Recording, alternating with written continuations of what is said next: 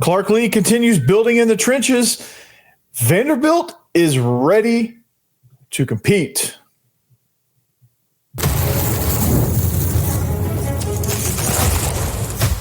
You are Locked On Vandy, your daily podcast on the Vanderbilt Commodores, part of the Locked On Podcast Network, your team every day.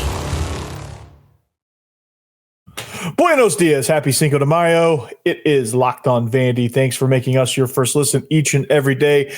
This is the Locked On Vandy podcast on the Locked On Podcast Network. I'm your host, Corey Burton. We have an action-packed show today, guys. And on this episode, we're going to discuss the newest portal commit, Orion Irving. He's a 6'6", 310-pound tackle with 2 years eligibility from Sam Houston State.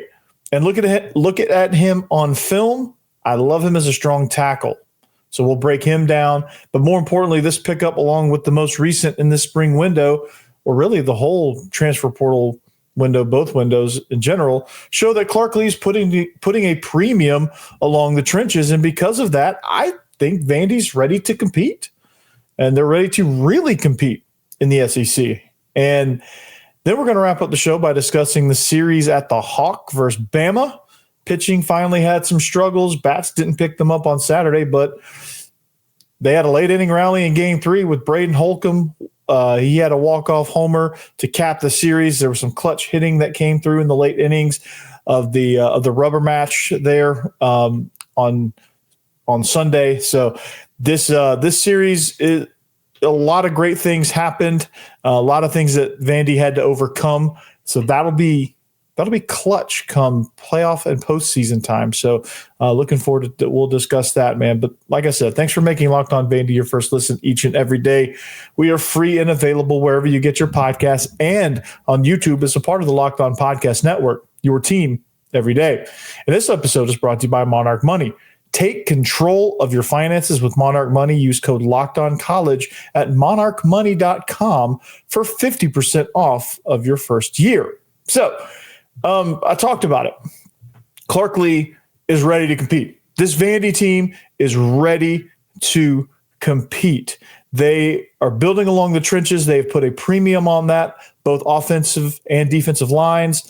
Both lines of scrimmage are completely built. They have great depth. I think the 2 deep is legitimate, which I think last season I would venture to say that there was only really 7, maybe 8 viable offensive linemen, which is never a great thing when you have to rotate guys in. Guys get banged up along at that position.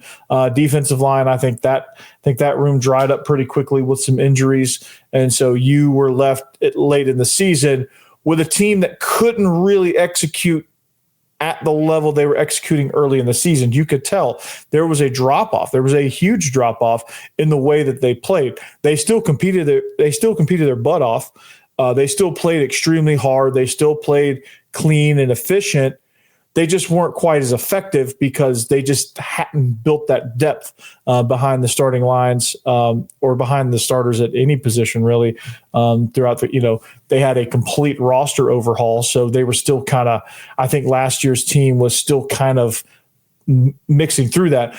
But to still, with all of that, to finish 7-6 with a bowl win was absolutely impressive. And I think that's why the roster looks the way it looks now versus I think if you go 5-7, I think if you go 6-6 and lose the bowl game, it may not have as much of an effect. Like I think there's some things that happen that if you don't beat Alabama and you win the games you're supposed to, and that's about it. Like I think the roster construction would have looked a little bit different, but I think people are starting to buy in now, which is great. But the latest transfer, I'm really excited about this one. Orion Irving from Sam Houston State. He comes in as an offensive tackle. Watched him on film a little bit. He was a little tail on the tape with him. He was 2023 Conference USA all-freshman team. He played in 10 games last season, helped lead the Bearcats to their first bowl win in 2024. He was banged up, so he had to miss some time. But he did get some looks in 2024. But he redshirted his freshman year in 22. He has 2 years of eligibility left. So this guy's impressive, right? He has great size, 6'6", 310. I mean, he looks the part. You see him out there. He's just a big behemoth, man. He has great size. He has really good athleticism for that size. And he played mostly right tackle in the video that I saw of him. I think he's played both sides, but I think he played mostly right tackle for Sam Houston State. Now, what I noticed about him, and this is what he's bringing to the table, and this is why I like it, and this is the reason why I like Vandy's scheme. Okay, because he's a strong run blocker. He's solid in pass pro, not great because I think his feet die, and I don't think his motor is quite as high. That's got to change and that's got to improve if he wants to get some solid playing time here at Vandy. But I think when you look at him and you look at what Vandy does, I think you have more perfect fits because of the philosophy that Coach K brought over with him with the strong tackle and the quick tackle. Now, when you watch Irving on film, you notice that anytime Sam Houston runs, a gap scheme, his down blocking is elite. He gets down. That first step, he gets his hands on you and he can collapse you down. He can create that wall. He is really good at that. Pass pro, he's really good in his first step. He's really good at getting back. But if you get a really fast defensive lineman, I think he struggles getting back with them, and I think he loses them after their third step. So he's going to have to kind of work on that a little bit. There was a couple of plays where I saw him get out into space on a screen. I think he's pretty good at that. He's got some athleticism. I just think he needs to continue to improve that, and I think reshaping his body in this program will help him do a little bit of that. I don't think he's going to get much of that before this next season, but I think he's got 2 years of eligibility. If he doesn't transfer again, he'll get a full off season in the program, and he'll be an absolute animal coming into 2026. So I'm looking forward to what this guy can do. But like I said, he projects to me with the way Coach K does stuff. I think he's a perfect strong tackle. I think he's somebody that can come in, and between him and Bryce Henderson, whoever ends up being the better pass protector, I think we'll get the bulk of the playing time because they're both devastating run blockers. They both can do it. They both are really good blocking down. And I think that's going to serve them well as Vandy's going to run some gap scheme stuff. I think the more athletic person on a stretch play or outside zone play, which I think Irving could have the upper hand there as far as being able to stretch on an outside zone. But I think when you look at how this is going to go, I think he's going to get some playing time. I just don't know, how much, or a lot of that's going to depend on what he does as a player coming into the system. So, and then you got Clinton Azubuike, I think is going to factor in on the quick side. He's an enormous, extremely athletic guy. He can factor in on the quick side.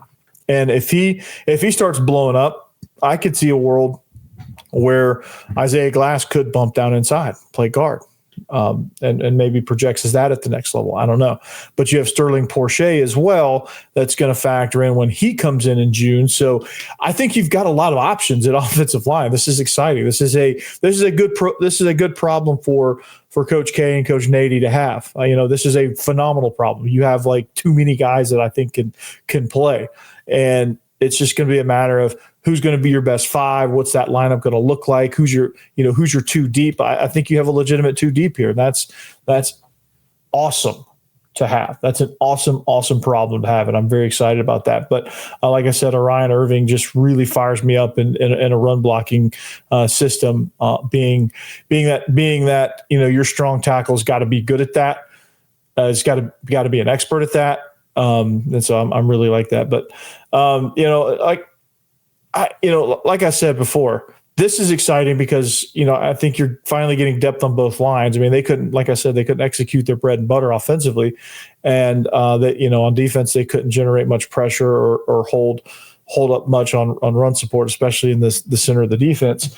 This gives them depth. All right. And we all know the line of scrimmage is a difference maker in the SEC. They have a viable two deep on both sides. And, I think when you look at recruiting opportunities, I think this is kind of where it gets unique, where you can't really judge Vanderbilt's offensive line recruiting based on a normal scale because they have a unique philosophy of strong tackle versus quick tackle, strong guard versus quick guard. And, you're asking your centers to do different things depending on who you get. Like you can be kind of versatile and kind of common at the center position.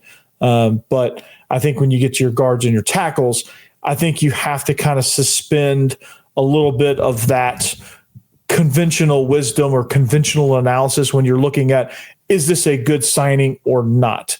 Okay. Because you got to look at the traits and look at kind of where they are. Because I know if you watch Orion Irving on film and you see him and you try to envision him as a left tackle or a right tackle, I think you're going to be a little underwhelmed because it's different. But when you look at it through Coach K's glasses and you look at it for strong tackle versus quick tackle, and you start to kind of understand what he wants out of those positions, I think you start to look at it differently. Like Orion Irving is a perfect strong tackle.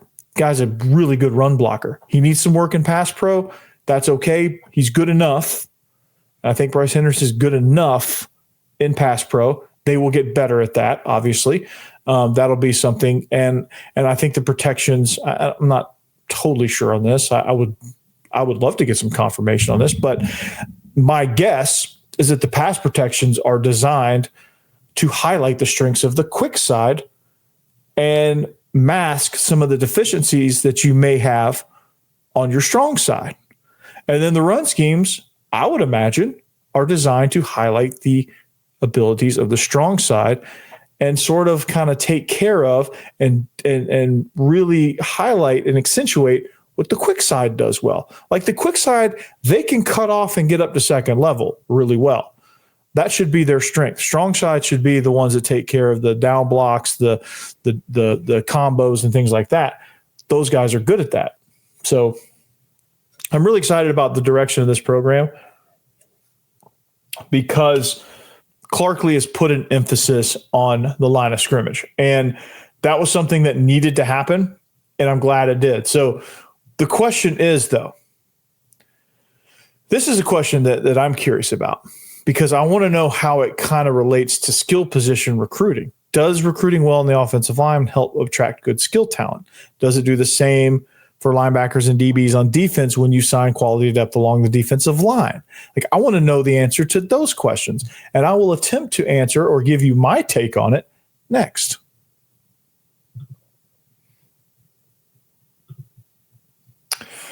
But first, we talk about Supply House. Get the supplies you need from the site made for skilled trades, Supply House. Whether you're in plumbing, HVAC, or electrical work, Supply House is a reliable way to order products online. Their easy-to-use website is packed with helpful resources and the latest product info to help get you the job done right.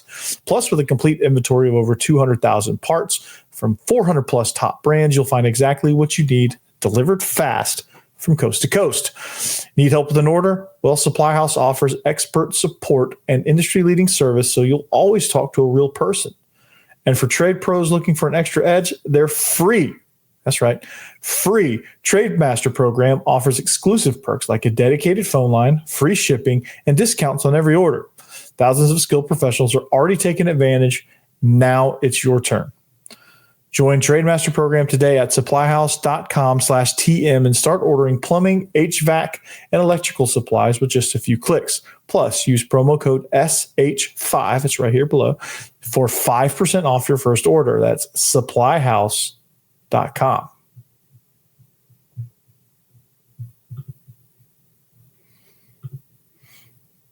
All right, thanks for making Locked On Vandy your first listen each and every day. We're free and available wherever you get your podcasts and on YouTube as part of the Locked On Podcast Network, your team every single day.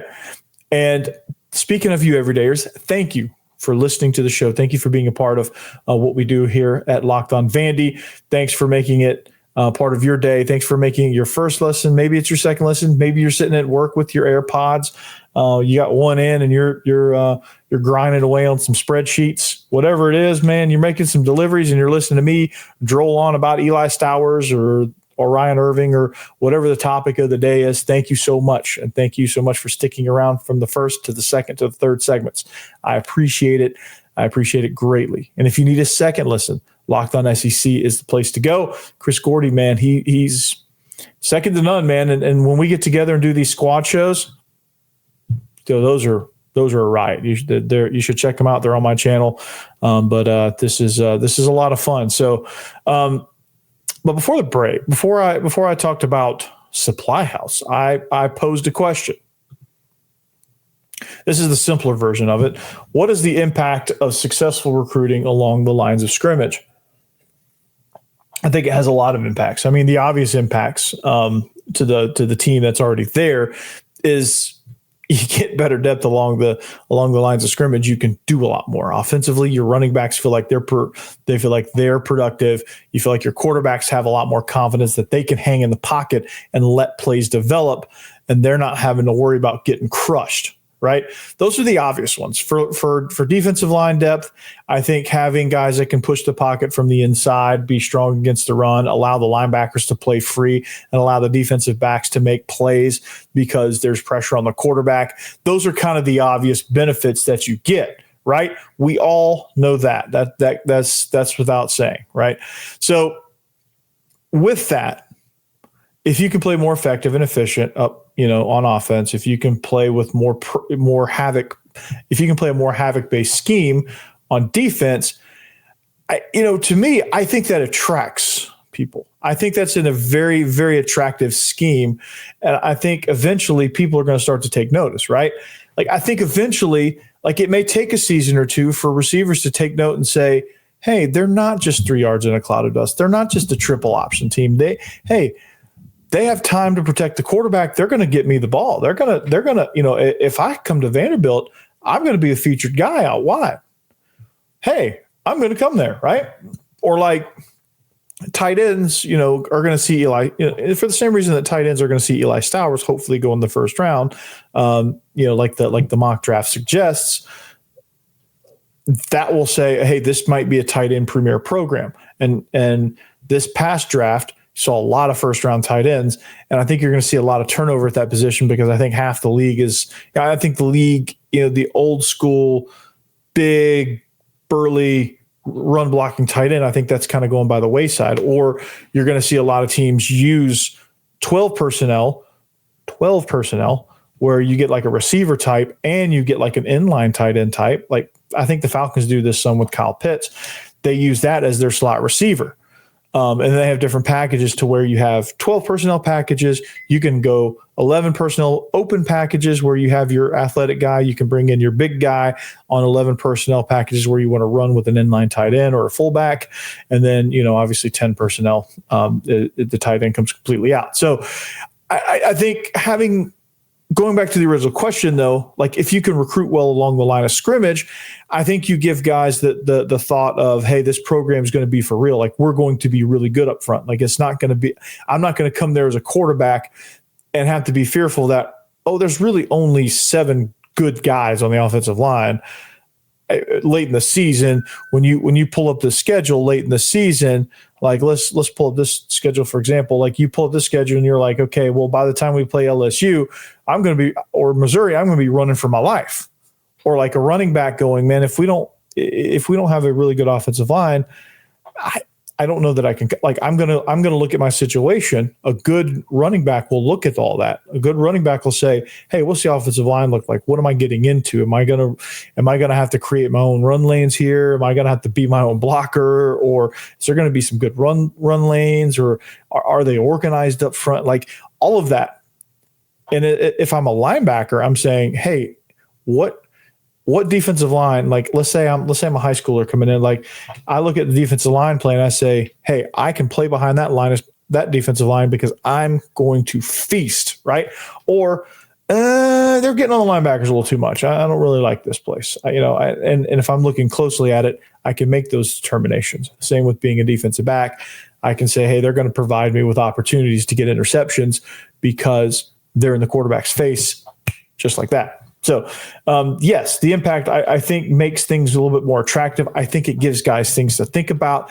I think it makes you a viable program. And when you become a viable program and you add NIL on top of that, that is a recipe for a lot of success when it comes to recruiting, when it comes to high school recruiting, portal recruiting, and keeping your own guys there.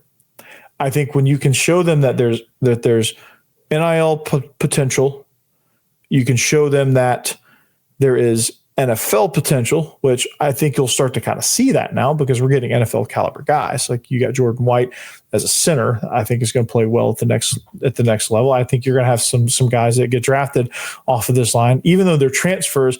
I think in this transfer portal era, that's important because, hey, they came to Vanderbilt, then they, their last stop was Vanderbilt, and then they got drafted, right? And scouts are going to see this film, of Isaiah Glass blocking against SEC caliber, well, really NFL caliber talent, and they're going to, you're going to see that, and they're going to see Cedric Alexander running really well behind this line.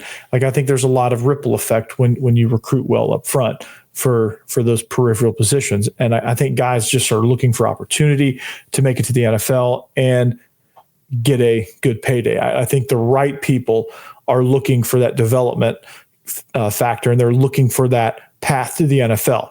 And if they can get there, that is what they're looking for. That is the thing that they desire, or that somebody that's in it for not just a NIL bag. I think if you're in it for an NIL bag, you're not going to have much of a development career for the NFL. So I think a lot of that will play into portal movement. I think some of these guys that jump around in the portal, side note, I think these guys that jump around in the portal will end up actually screwing themselves a little bit because they'll never really develop because they can't really stay at one place.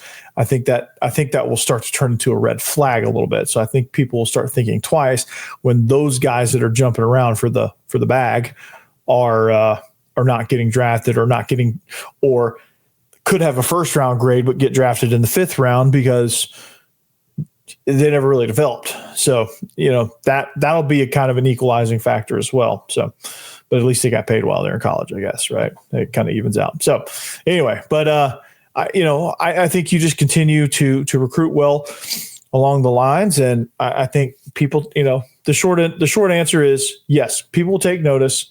You'll get better quality skill guys that will want to play with these lines. And I think if you can get the quality linemen, you can get the quality skill guys. I think it all goes hand in hand. I think it all goes into this belief system. And I think you're going to create a really good culture that people aren't going to want to leave once they're here.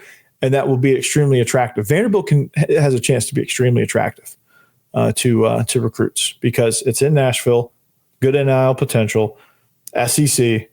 Once they start getting people drafted, they'll have that factor. Like it'll, new stadium, unique environment, unique system. It can highlight some of these flyer guys. Ohio State or whoever. Like some of these conventional teams may not take a flyer on a guy like Orion Irving, but he could come here and thrive and really kind of make a name for himself. So if you're kind of on the edge, elite guys will go to the elite places, and until Vandy becomes elite, I don't think they'll ever get many of the elite guys, but I think they'll get some quality that will make them, kind of a really good, great program, possibly on the fringe of being an elite program because they will get enough good to great guys that they can make that happen. Because I believe that there's a change and there's a shift in the coaching culture and the athletic culture that I think is there and will be really, really good. So just keep doing what you're doing. Keep recruiting up front. Keep getting these skill guys. Do the best that you can with what you got. I think everything else will kind of fall into place. And I think this will not be quite as daunting. So there you go. But anyway, baseball. It was an interesting series against Alabama. You win Friday. J.D. Thompson has a phenomenal game. You lose Saturday. Pitching kind of falters. Bats don't pick you up.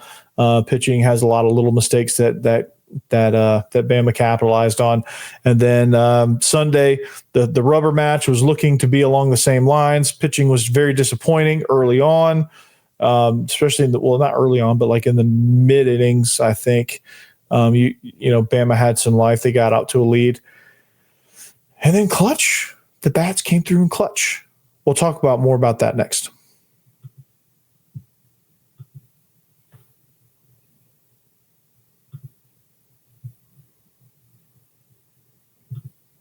All right.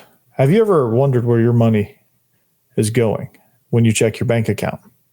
Well, between dining out, eating takeout, online shopping, and entertainment, it's easy to lose track. That's where Monarch Money comes in, your personal CFO, giving you full visibility and control over your finances.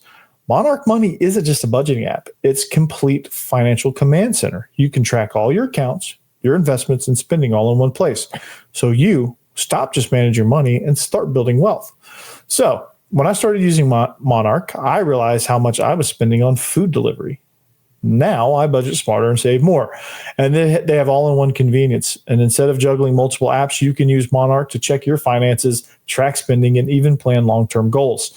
And it's easy collaboration, which means managing money with your partner is smoother than ever. You can track shared and personal accounts. You can set goals and stay on the same page without all the stress. So take control of your finances with Monarch Money. Use code LOCKEDONCollege at monarchmoney.com for 50% off your first year. That's monarchmoney.com, code LOCKEDONCollege for half off your first year.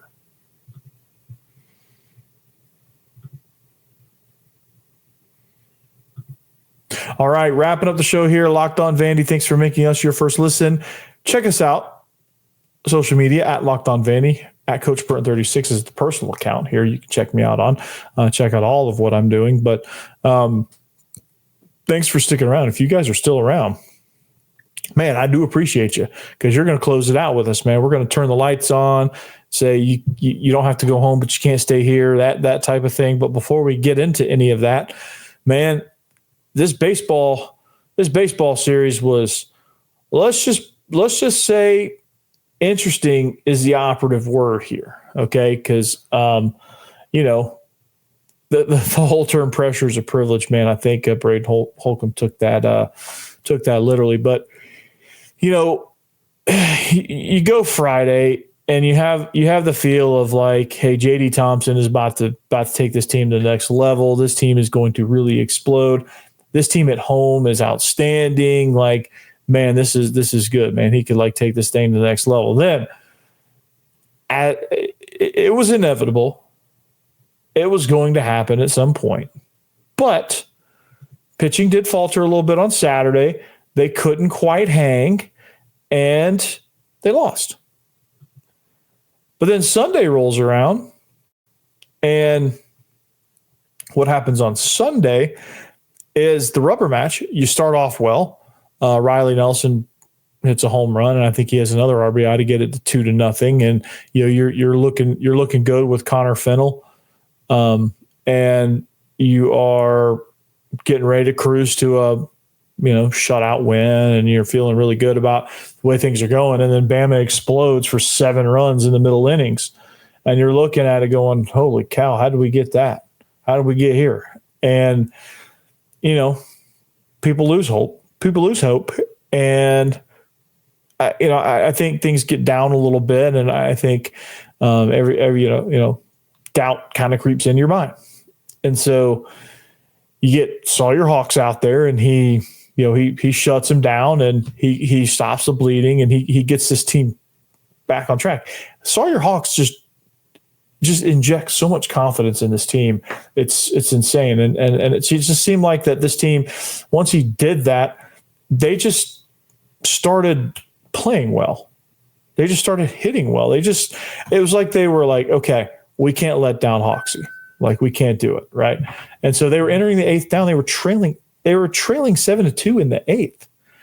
And in the 9th with 2 outs, they were down 7-5. Right. And they got a lot on the line here. I mean, they're a team that could be in line to host a super regional, and definitely hosting a regional. And some of that stuff was starting to slip away a little bit. And then you drive it, then you drive into Brody Johnson drives into, right, gets it tied, and Riley Nelson, and then Holcomb, Braden Holcomb, absolutely just hits one that hadn't landed yet. I don't know. It was like a 420-foot bomb that was a walk-off. And it was good to see that these guys were like, because I think last year's team would have kind of just given up and they would have lost that game 7-2. Last year's team would have. And this was good to see for a guy that's been kind of scuffling a little bit too. Braden Holcomb has just been like in and out of the lineup. He's been slumping. He's kind of up and down streaky season where it's, things are great, then things are terrible. Things are great, then things are terrible. And, for Vandy at the plate, it's been that way all year long. Things are great. Things are not great. Things are terrible. Things are good. Things are terrible. Things are great. Things are, it just kind of goes in that little like roller coaster, peak and valley type situation. And then, of all guys, Braden Holcomb kind of gets him out of a jam, hits a walk-off home run, right? Riley Nelson comes through. Brody Johnston comes through. RJ Austin comes through at times.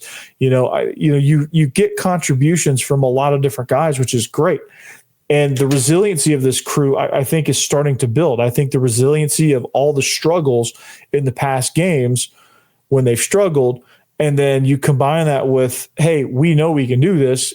The confidence boost from the Oklahoma Sunday beatdown where they were about to get swept and they played with some sort of chip on their shoulder and they run ruled Oklahoma. Did the same against Ole Miss in a rubber match where they were going to get swept in a series. They had a little bit of resiliency there. Like they know they can dig down deep and find it. It's just I know it's got to be frustrating people. I don't know I'm going overtime here, but I know it's got to be frustrating to people because it almost seems like they have to get their backs placed firmly against the wall before they start fighting back. It's like, okay, why can't we just come out of the gates like this? That's just not that kind of team. This team thrives on pressure. It seems like to me this team thrives on pressure. And hey, I'll take that any day of the week. I'll take because they're going to need that come regionals, super regionals, and Omaha if they make it that far. They're going to need that quality. They're going to need that, hey, it's 8th inning, we need a rally, let's go. And Braden Holcomb steps up and he's like 1 for 14, in his last 15 at bats, but he comes up and just jacks a 2-run homer to walk it off, right? Like, I don't know if he was actually 1 of 14. That was just an example. But, you need that kind of resiliency and you need that kind of like, hey, I don't care what I've done the last 15 at bats. I'm going to go out and hit this ball 10 miles in the air. I'm going to hit this ball to get to Gallatin. I don't care. And we're going to win this game, except there's more colorful words in between all that. But that's a good thing for this baseball team to have. And I think that's going to be a lift to the pitching staff because the pitching staff kind of screwed us today. They screwed us Saturday, kind of screwed us today. And I think this is an uplift to them. And they're like, okay, we kind of screwed you over. You picked us up. That's what this sport's all about. We've picked you up before. Like, hey, it's reciprocal. This is what baseball and a baseball team is all about. Pitching struggles, the hitters pick them up. The hitters struggle, the pitchers pick them up. The more you can do that, the better off you're going to be, the stronger you're going to be as a team. And I guarantee you, those pitchers they're disappointed, but they didn't lose confidence. They're disappointed. They would have loved to pitch better overall, but they're not discouraged because they know they got guys to pick them up. And the hitters are like, hey, bro, we got you, right? And they just give them a fist bump and they just keep it stepping, right? And there's no animosity there. There's no pointing fingers. It's just, hey, okay, hey, you need us to get you out of jam? We got you, bro.